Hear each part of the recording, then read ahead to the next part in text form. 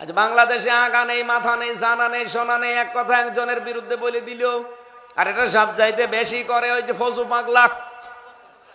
কথা বলছে না কেন?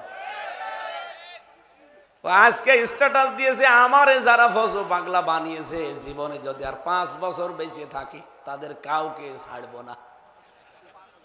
ঠিক আছে, আপনাকেও চ্যালেঞ্জ দিলাম, আপনি আর 5 বছর বাঁচবেনও না। কথা বলছে না কেন? ও বাঁচবে।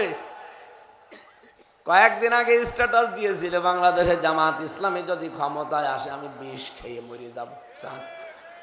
একজন আবার জবাব দিয়েছে, যদি ওই সময় বিষ না থাকে আপনি কি খাবেন?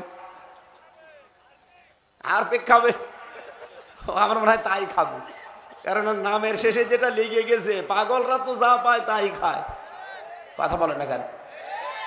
এখন তাহেরি ভাইয়ের মুরিদ হয়েছে। এরপরে পেয়েছে যারা টাকনোর নিচে অহংকার করে পোশাক পরেন, এটা একটু আমল করা দরকার ভাই। যাদের এই অভ্যাস আছে একটু তৈরি করেন, সে যে দলের লোক হন। 8 নম্বরে পেয়েছে যারা মানুষকে দান করার পরে লজ্জায় ফেলে দেয় খোঁটা দিয়ে, এটা বাংলাদেশে নেই। 9 নম্বরে যারা মিথ্যা কসম করে ব্যবসা করে, এটা চুয়াডাঙ্গায় নেই, সব জেলায় পাওয়া যাচ্ছে। 10 নম্বরে যে কোনো বিষয় নিয়ে যারা অহংকার করে, যে কোনো বিষয়। 11 নম্বরে পেয়েছি বৃদ্ধ জিনাখোর। এ বাংলাদেশে এখন দিন দিন এই সংখ্যা বাড়তেছে। 15 বছর তো ছিলই, এখন আরো বাড়তেছে দিন দিন। এটা গোপন জেনা, আল্লাহ আমাদের মুরব্বীদেরকে হেফাজত করেন। 9 নাম্বার, 11 নাম্বার, 12 নাম্বারটা আমার মনে হয় না বলাই ভালো, আমি বলে মায়ের খাবো।